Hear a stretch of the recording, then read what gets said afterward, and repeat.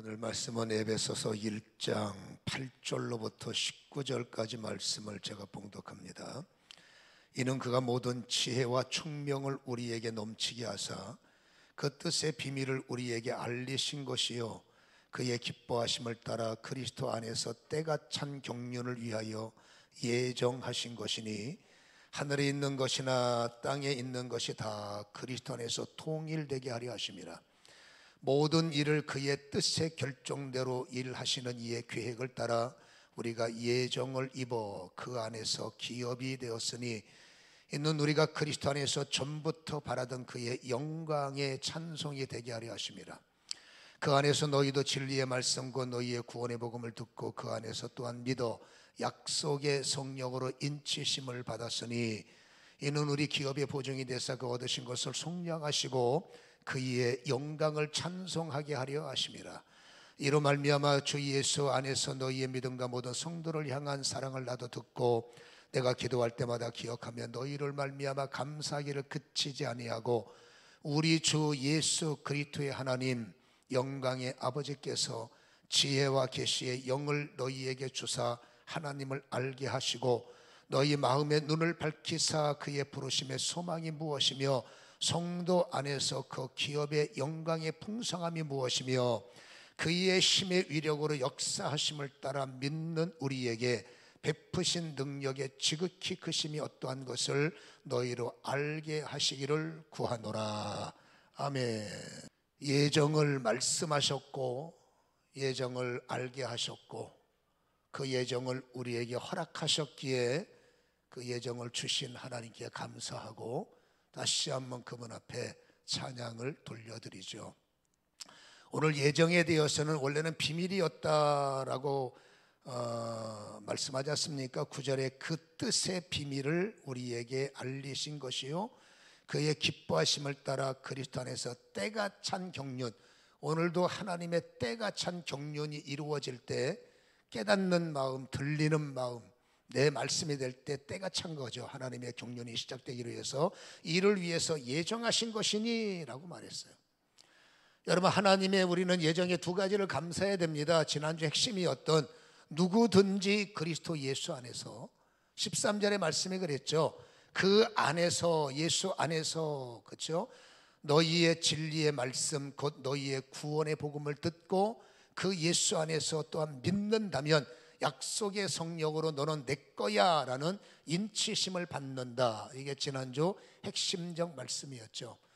여러분, 두 번째 그분의 예정에 감사해야 될 것은 인치심을 받아 하나님의 가족이 된 우리, 너는 내 거야 라는 하나님의 소속이 된 우리를 그냥 놔두시는 것이 아니라 하나님은 늘 책임감이 강하신 거예요.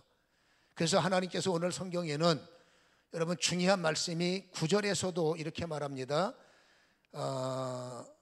11절에 모든 일을 그의 뜻의 결정대로 일하시는 이의 계획을 따라 우리가 예정을 입었으니 그 안에서 기업이 되었고, 예정을 입어 그 안에서 기업이 되었으니. 자, 우리가 하나님의 예정 속에 들어가면 반드시 그의 기업을 주시겠다는 건데, 이 기업을 원문 그대로 해석을 하면 여러분 쉽게 말하면 상속자라는 번역이에요. 우리가 이 예정에 감사할 수밖에 없는 것은 예수의 가족이 하나님의 가족이 되는 것으로 끝나는 것이 아니라 여러분 하늘 아버지의 영광, 말이 안 되는 해석을 한다면 이 세상에 어떤 갑부가 하늘 아버지의 영광에 견줄 수 있겠어요?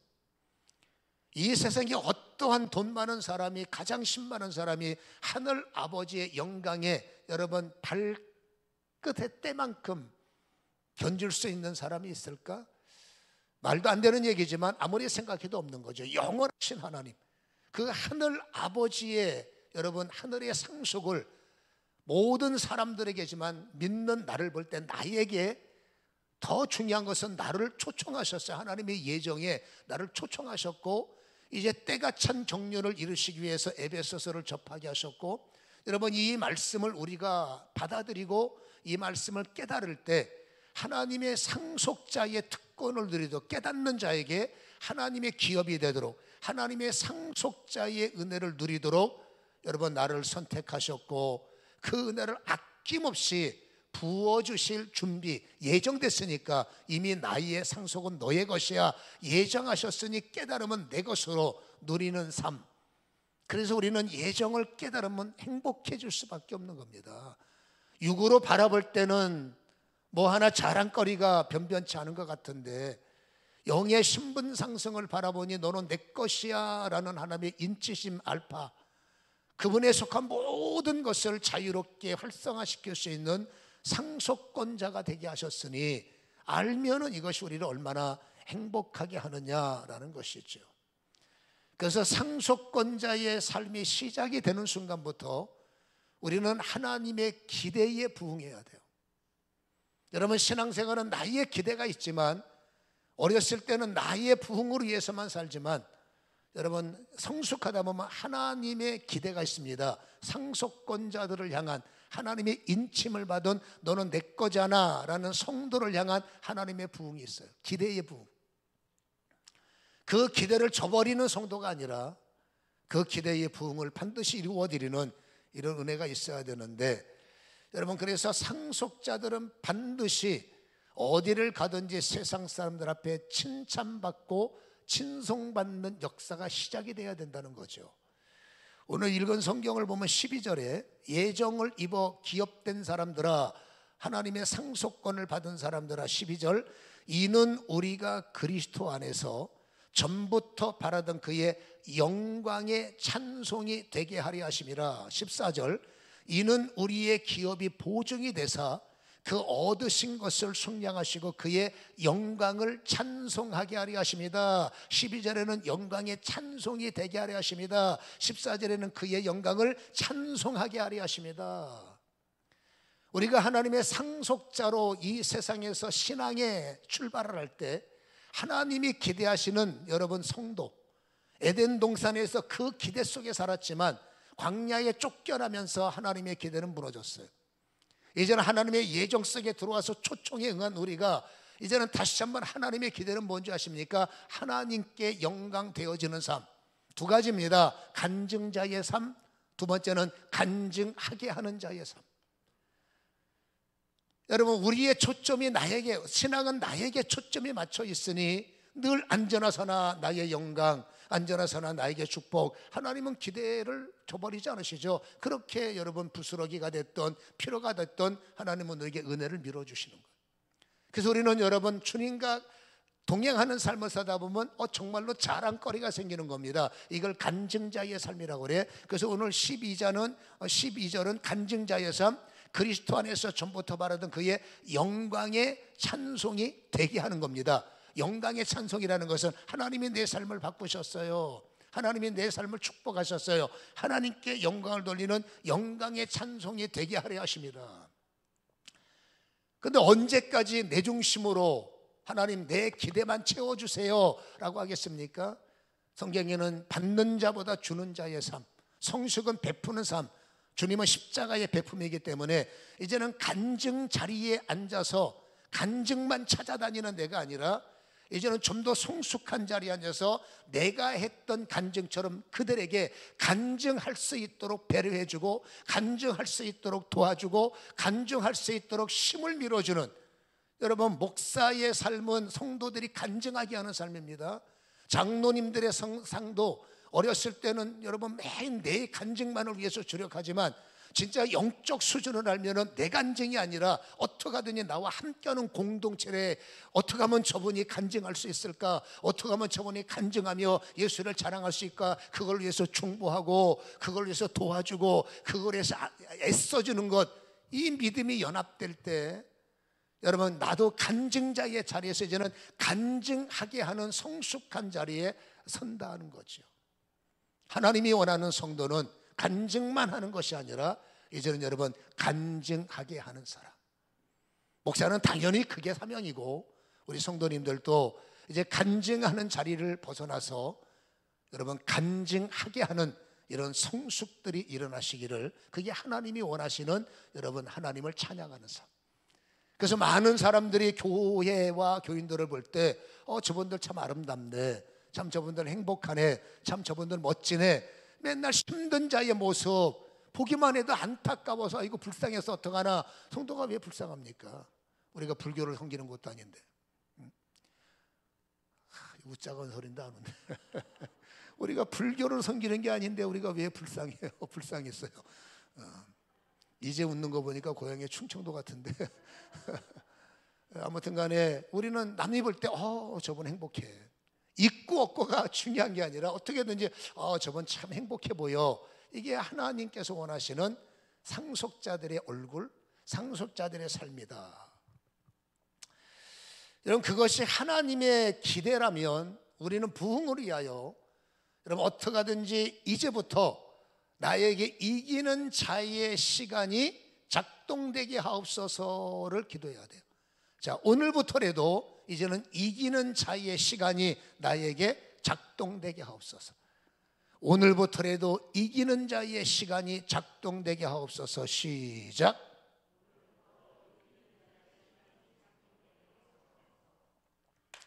다시 말하면, 쉽게 말하면 인생을 뒤집기가 시작돼야 된다는 거예요. 이거는 실제적인 말을 말합니다. 이론적으로 그래 예수 믿으면 뭐 잘 되겠죠, 이게 아니라 정말로 간증했던 우리가 더 강력한 것을 깨달아서 간증할 수 있도록 도우려면 우리 인생은 여러분 압도적 변화가 필요한 거예요. 이게 이론적 기도 제목이 아니라 기도 제목의 응답을 받아서 정말로 우리의 삶 속에 여러분 누군가에게 영향력을 미칠 수 있는, 이제는 정말로 그들을 일으킬 수 있는 뭔가 변화된 것이 실제적으로 작동되기를 하나님은 원하신다라는 거죠. 그때 이렇게 말합니다. 아이고, 그게 가능하겠습니까? 지금 내 상황 나 하나 건소하기도 힘든데 뭐 좋은 거지만 그게 가능하겠습니까? 라고 혹시라도 질문을 한다면 이렇게 말합니다. 충분히 가능합니다. 하나님이 어떤 분이신 줄 알기만 하면, 하나님이 누구인지 깨닫기만 하면 얼마든지 가능하다는 거예요.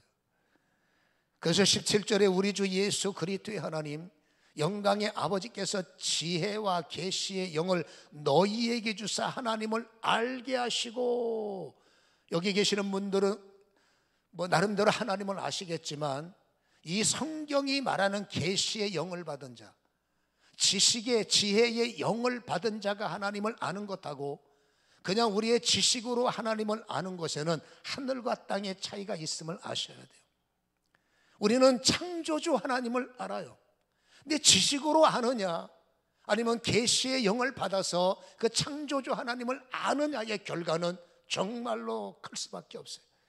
우리는 압니다. 하나님께서 홍해를 갈라내신 것을, 그리고 하나님께서 홍해의 길을 내셔서 이스라엘 백성들이 건너간 내용을 우리는 역사이기 때문에 알고 있습니다. 그러나 구경꾼으로 하나님이 그러셨잖아 라는 구경꾼의 자세로 하나님을 아는 것하고 정말 그 자리에 내가 있는 것처럼 있어서 여러분 정말 내 눈에 그 홍해가 갈라지는 것이 믿음으로 보여지고 내 발로, 여러분 하나님은 어제 오늘이니까 내 발로 정말 그 홍해를 밟아본 것처럼 하나님을 아는 것에는 큰 차이가 있을 수밖에 없는 거예요.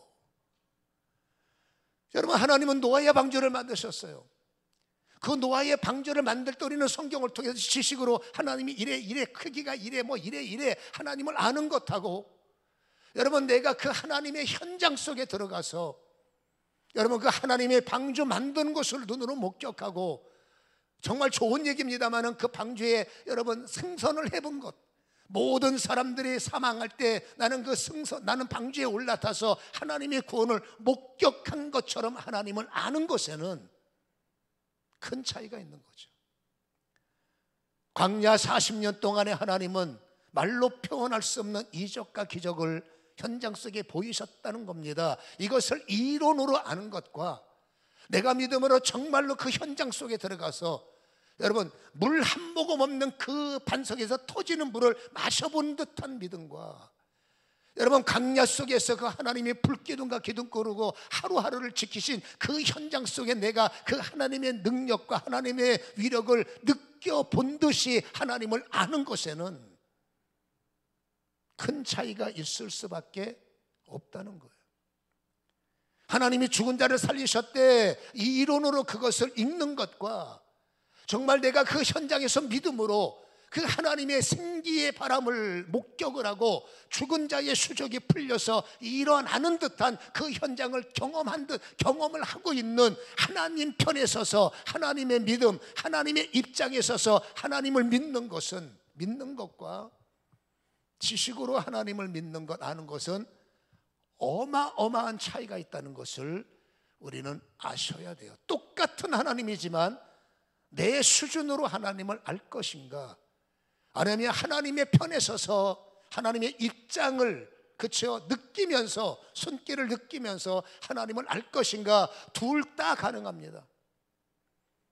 얼마든지 이론으로만 하나님을 알 수 있습니다. 많은 분들이 그러니까. 그러나 어떤 분들은 정말로 그 현장 속에 계시의 영과 지혜의 영을 통해서 마치 나에게 그 일을 해주시는 것처럼 내가 읽는 성경이고 나의 말씀이고 나에게 하나님의 새로운 역사가 작동돼야 되기 때문에 우리는 여러분 구경꾼의 하나님이 아니라 정말 나를 통해서 일하시는 하나님, 정말 나를 통해서 작동하시는 그 하나님을 느끼고 간다면 여러분 과정과 결과는 서서히 큰 차이가 일어날 수밖에 없는 거죠. 이론의 하나님은 늘 그 자리에 계시고 이론의 나는 늘 그냥 부스러기 은혜 갖고 살 수밖에 없으나 정말로 성경에 기록된 대로 계시의 영을 통해서 성경을 읽을 때마다 그 하나님의 생생한 현장이 느껴지는 거예요. 여러분 찬양을 할 때 지혜를 통해서 그 하나님의 생생한 가사가 나의 삶을 움직이는 멜로디가 되고 내 가슴에 심장을 뛰게 하는 생명의 여러분 능력이 되는 것을 여러분 은혜를 통해서, 성령을 통해서 알게 되는 거죠. 만약에 제 이 설교를 들으면서 목사님 저는 그게 느껴져요, 저는 성경 읽을 때마다 정말 그만큼은 아니더라도 정말 하나님이 살아계시는 듯한 그 현장에 글을 읽으면서도, 글을 쓰면서도, 설교를 들으면 그 현장적 느낌이 내게 있어요, 나는 그게 느껴져야 하시는 분들은 계시의 영과 지혜의 영의 터치를 받고 사는 거죠. 성경을 읽는 순간 여러분들은 어디에 해당이 되십니까? 하나님 편에 서셔서 하나님의 입장으로 하나님을 알고 계십니까? 아니면 여전히 나의 지식으로, 여러분 나의 생각으로만 하나님을 이해하고 가십니까? 그 결과는 굉장히 차이가 날 수밖에 없어요. 만약에 여러분이 정말 하나님 편에 서서 하나님의 입장으로 하나님을 아신다면 질문 하나 하겠습니다. 그 창조의 하나님, 홍해를 갈라내셨던 하나님, 광야 40년의 위대하신 하나님, 노아의 방주 속에 구원하시고자 하는 안타까워하신 하나님, 여러분 그 하나님을 느낀다면 그 창조의 하나님, 그 능력의 하나님께서 이 땅에서 가장 쉬운 일이 무엇일까 질문하고 싶어요. 그 하나님께서 가장 쉬운 일이 무엇일까? 능치 못하는 그분께서 여러분 가장 쉬운 일이 무엇일까? 나름대로 답이 있는 줄 알겠지만 제가 볼 때는 여러분 그 창조의 하나님께서 가장 쉬운 일이 뭐냐? 나를 바꾸시는 일이에요. 여러분 그 창조의 하나님이 가장 쉬운 일이 뭐냐? 무능한 나를 능력 있는 사람 만드는 게 가장 쉬운 일입니다. 믿어지만 하면. 여러분 하나님께서 가장 쉽게 할 수 있는 일을 너무나 어렵게 우리는 받아들이고 있고, 하나님 너무나 쉽게 하실 수 있는 그 과정을 우리는 어렵게 꼬우고 의심하고 핑계대고 생각해서 하나님이 여러분 위대한 일을 시작하길 원하지만 능력 없는 나에게 능력 있는 삶, 그래서 칭송받는 너, 부족한 나를 부족하지 않게 하나님은 쉬운 겁니다.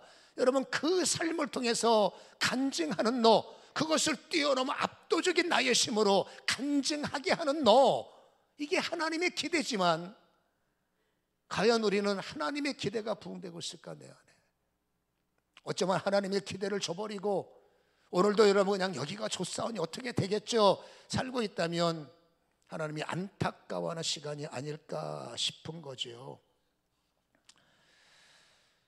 여러분, 하나님을 알면 내 인생의 꿈이 어려운 것만이 아니라 하나님의 기대가 정말로 이루어질 수 있는, 하나님을 안다면입니다. 하나님을 정말로 내가 믿는다면 내 인생의 이런 성경의 역사는 그들의 것이 아니라 나에게도 얼마든지 유사한 그림을, 작품을 완성시킬 수 있다는 것을 하나님을 안다면 알 수가 있는 거예요. 이게 어려운 일이 아니구나. 왜? 그보다 더한 일을 쉽게 하시는 분이 나 인생을 바꾸는 것이 뭐가 그렇게 어렵단 말입니까? 하나님의 쉬운 말씀을 어렵게 생각하는 우리의 생각이 문제고, 하나님이 간단히 처리할 수 있는 것을 어렵게 그렇죠, 피해 다니는, 잘 이해를 못하는 우리의 영적 무지가 지정의의 굳음, 하나님의 말씀은 지혜와 계시의 영이 아니면 인간의 육신으로는 여러분 죄송하지만 죽었다 깨내도 그냥 이해는 할 수 있어요. 그냥 그랬다, 역사의 기록이니까 뭐 그랬나 보지. 그러나 이게 진짜로 사실적인 내 것이 되려면 인간의 지식 갖고는 어려워요. 인간의 지혜 갖고도 정말 힘듭니다. 오직 하나, 하나님의 계시와 하나님의 지혜의 영이, 성령이죠.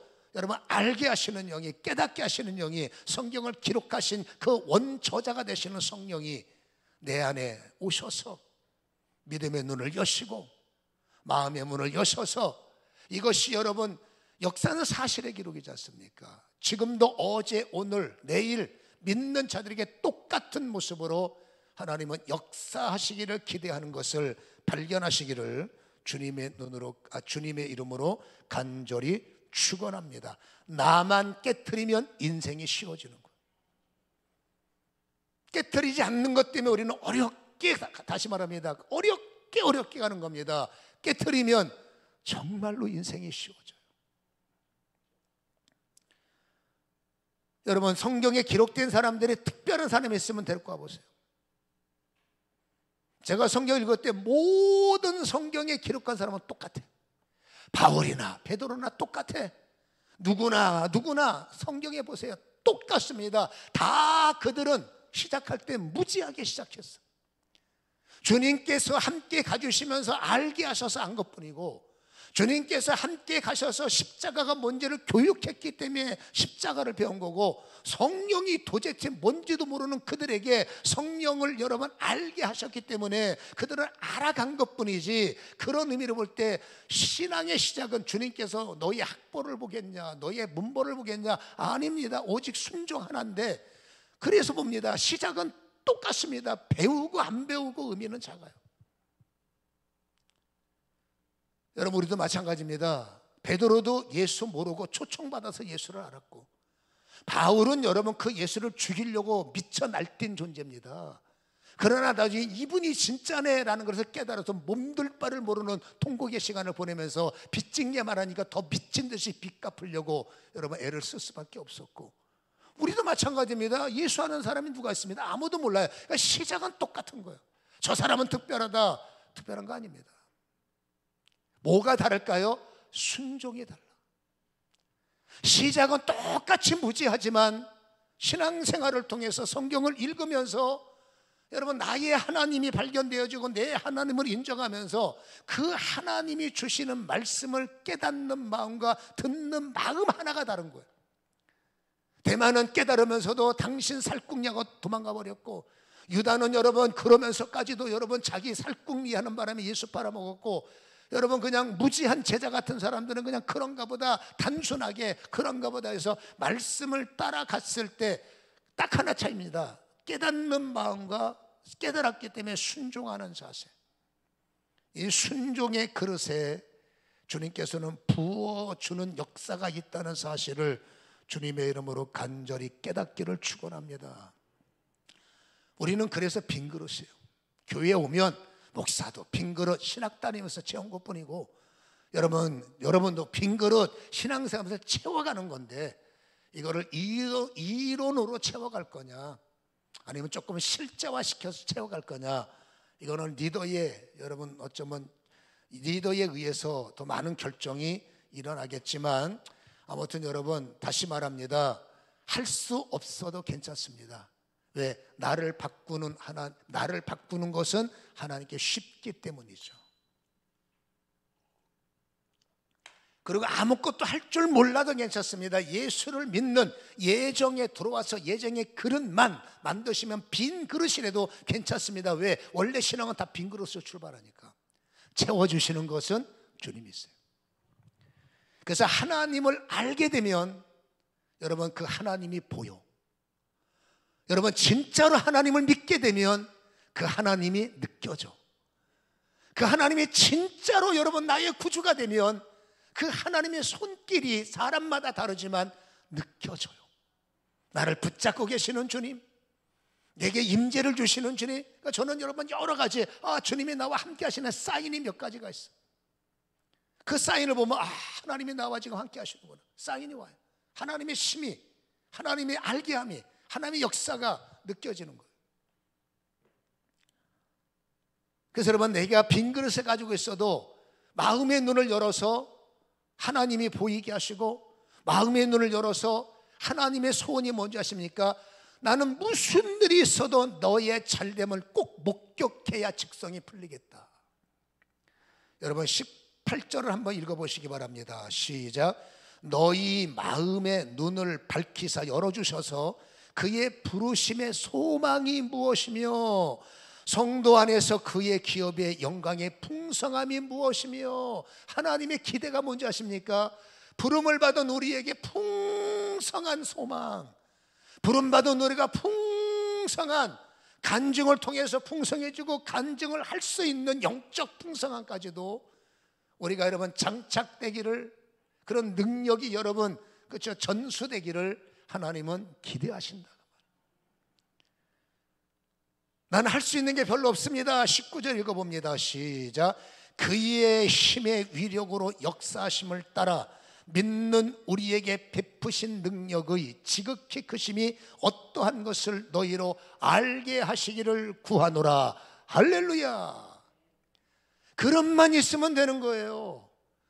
여러분, 그러면 하나님께서 소원이 예정에 들어온 나를 그냥 두지 않고 상속자의 은혜를 부어주기 시작하는 겁니다. 그것이 여러분 믿음의 눈으로 느껴지기 시작합니다. 믿음의 감각으로 깨달아지기 시작하죠. 아무것도 없는 나의 그릇 속에 하나님의 소망은 너는 반드시 잘 돼야 돼. 너는 반드시 이기는 자가 돼야 돼. 너는 반드시 영향력을 미쳐 너로 인하여 내가 찬송을 받기를 원한다. 너를 통해서 잠자는 영혼들이 일어나기를 원하고, 너를 통해서 부정적인 사람들이 다시 긍정적이기를 원한다. 너의 사명은 중요하다. 부르신 하나님의 말씀. 똑같이 부정을 말하고 부정을 말해서 하나님이 나를 똑같이 얼굴에 침 뱉는 사람들이 아니라 그 부정적인 면은 제껴놓고, 여러분 다른 면으로 보면 부정만 있는 게 아니잖아요. 사람이 덜 거듭나다 보니 덜 깨져서 그러고 있는 거지. 그분도 언젠가는, 그 교회도 언젠가는 하나님의 뜻으로 철들 날이 오지 않겠습니까? 하나님은 그날을 기대하고 있고, 우리는 철들지 못한 부분이 탁해 쌓아서 난리를 치니까 문제가 되는 거겠죠. 저는 믿습니다. 언젠가는 교회들이 철들어요. 왜? 교회 본질 자체는 여러분 이상이 없기 때문에, 그 안에 살아가는 사람들이 그 속에 충만하지 못했기 때문에 내 이익을 위해서 양보하지 않고 내 이익을 위해서 죽기 살기 싸우고 난리치니까 교인이 저러면 안 되지 욕을 2배로 얻어먹는 거죠. 그렇죠? 그래서 어떨 때 여러분 하나님께서 그릇을 가지고 있으면 19절에 그 힘의 위력, 내가 뭘 할 수 있을까? 괜찮아요. 그 힘의 위력. 그리고 힘의 위력은 이론이 아니라 내 삶에서 역사가 일어나기를 원해. 그 힘의 위력을 통해서 역사하심을 따라 믿는 자들에게, 믿는 우리에게, 그렇지 않습니까? 그 베푸실 능력이 지극히 크심이 얼마나 강력하고 얼마나 놀라운지 제발 깨닫기를 원하노라.